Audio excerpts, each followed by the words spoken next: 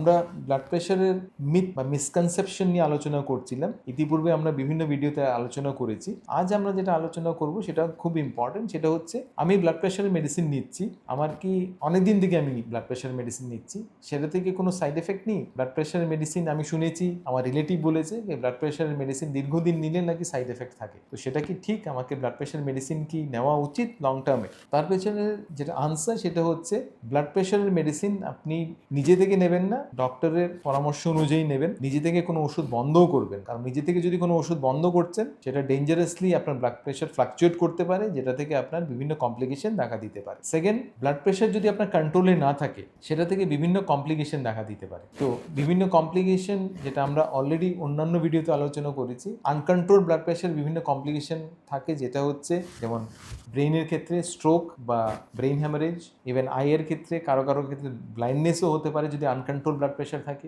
হার্টের ক্ষেত্রে কারো কারো হার্ট ফেলিয়ার হয় বা কারো হার্টের অ্যাটাকও কিন্তু আনকন্ট্রোল ব্লাড প্রেশার থেকে হতে পারে। তেমনি কিডনির ক্ষেত্রে ক্রনিক কিডনি ডিজিজ বা রিনাল ফেলিয়ার কিন্তু আনকন্ট্রোল ব্লাড প্রেশারের জন্য হয়। ইনফ্যাক্ট আমাদের এইসব জায়গায় এই রিজনে যে এত কিডনি ডিজিজের প্রাদুর্ভাব, তার পেছনে কিন্তু অন্যতম একটা প্রধান কারণ হচ্ছে হাই ব্লাড প্রেশার, যেটা কন্ট্রোলে নেই।